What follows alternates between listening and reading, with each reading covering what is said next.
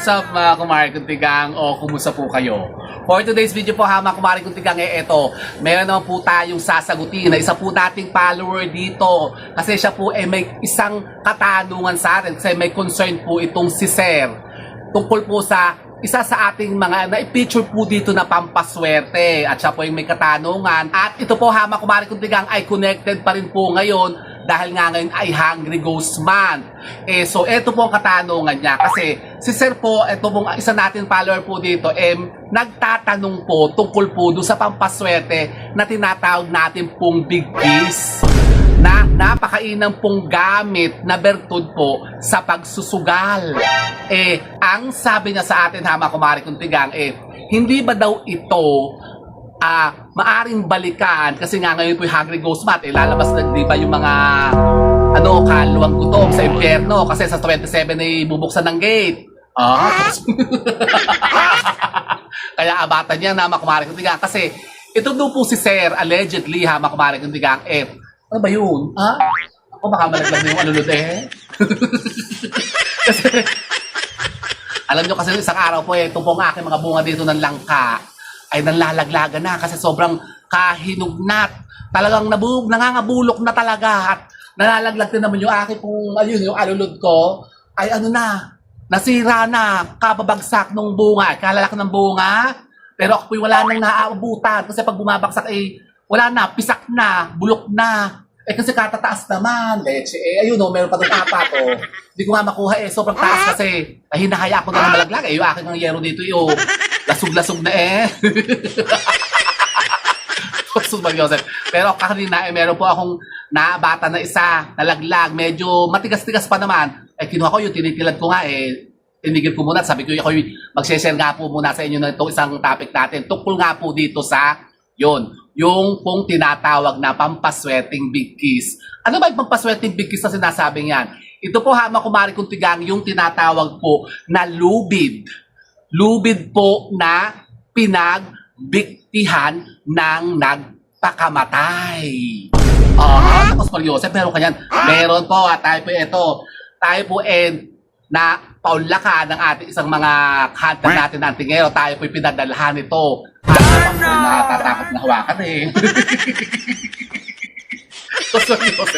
Ito po kasi ito po ang talagang legit po na ito daw po ay yung anong tawag doon? Parte o kaputol nung tinatawag nga pong Big Kiss. Sa kanila po ang tawag kasi nila dito Big Kiss o yung pong lubid na pinagbigtihan ng patay. Naku, Oscar Joseph. Ayaw, di ba? Ay, ito, hawak ko. Naku po. Pero, ito naman po, medyo matagal-tagal na raw po sa kanila. Sa tinan nyo, ito po, yan. I-flex lang po sa Hindi ko na po bubuksan. Yung hawakan baka mayroon pang ito may mga dugo-dugo. So, ito.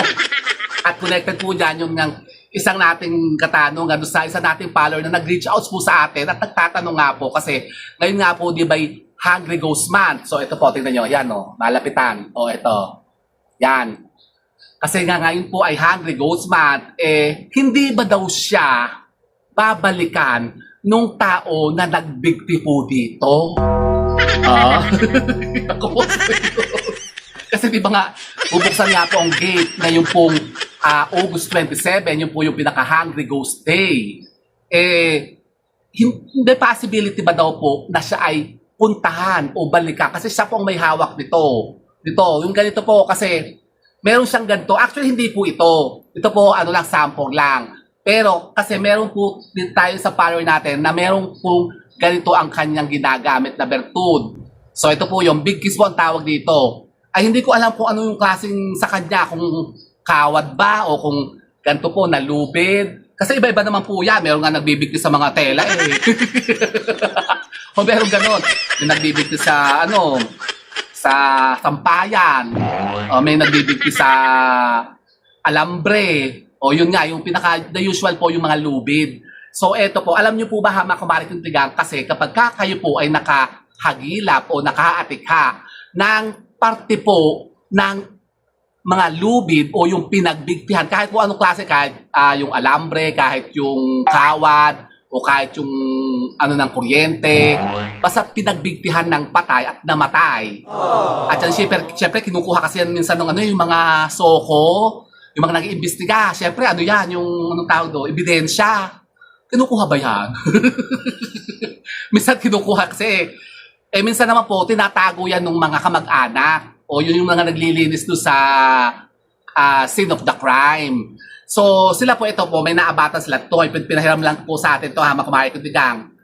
Ito po, big kiss po na pinagbigtihan ng, lubid na pinagbigtihan ng patay. So, ito po, napakainam po nito, ha, mga kumahay kuntigang, na pampaswerte. Kung kayo po'y mahilig nga po sa mga kahit anong sugal-sugal. Mga scatter. Oo! Tapos Mariosep, kaya may nag-scatter pa. Naka, nananalo ba naman kayo? Pues kung halimbawa kayo po lagi na lamang natatalo, nauulats kayo, eto, subukan niyo po ang bertud ng ating lubid na pinagbigtihan ng patay o yung tinatawag nga pong big kiss. At ito po, hama kumaring kuntigang ay available po ngayon. So ito po, tingnan nyo, ganito po ang itsura niyan.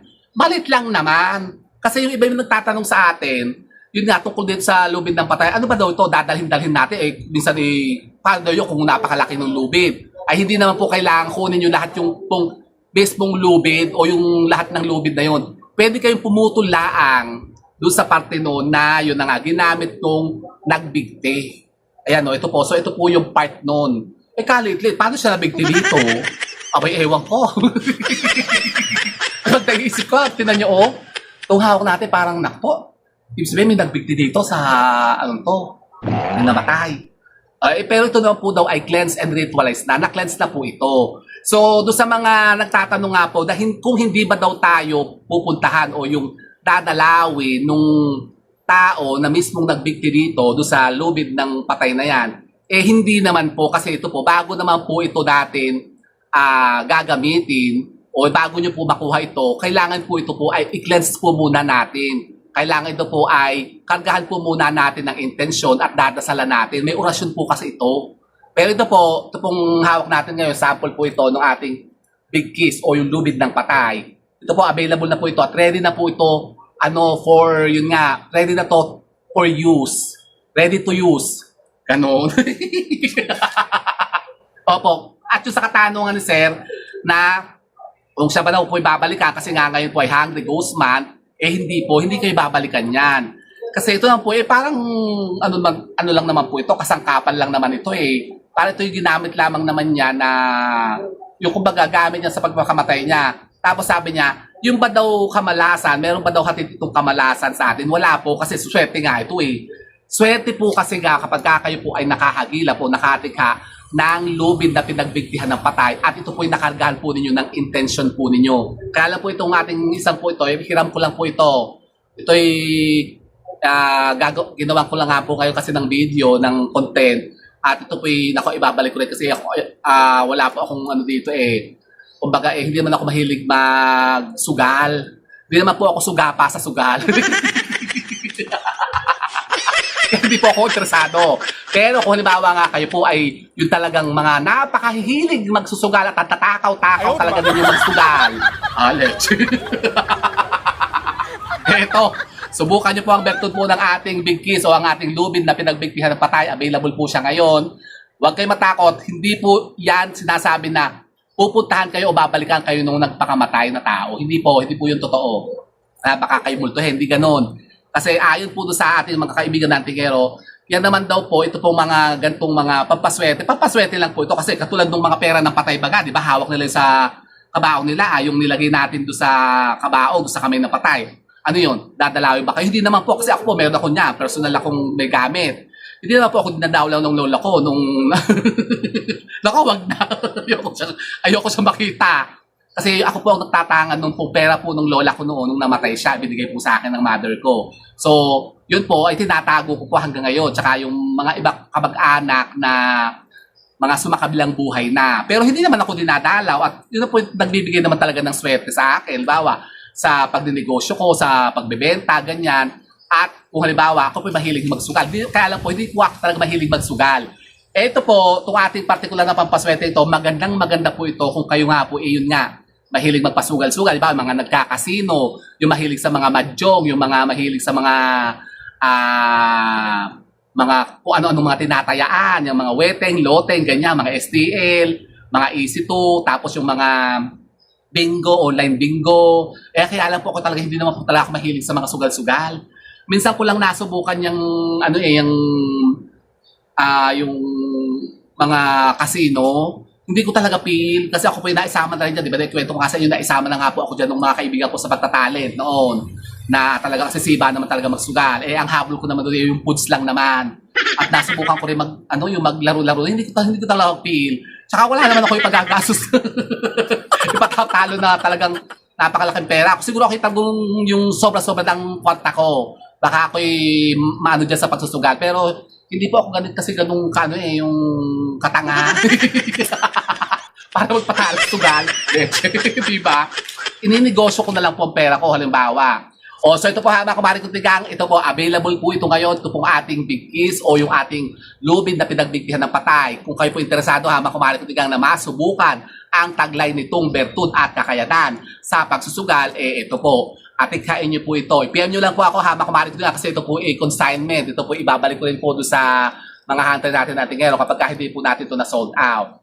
So try nyo po, baka ito po kasi ang hinahanap niyong pampaswerte na bagay sa inyo. O, di ba ga? So with that mga kabarigdigang, sana ba may napon na ba kayo mga bagong idea at kaalaman tungkol rin sa ating topic na pinag-usapang ito. So with that mga kabarigdigang, keep safe and God bless. Thank you for watching and don't forget to subscribe my channel. Like na yung like it. Bye mga kabarigdigang. Darn!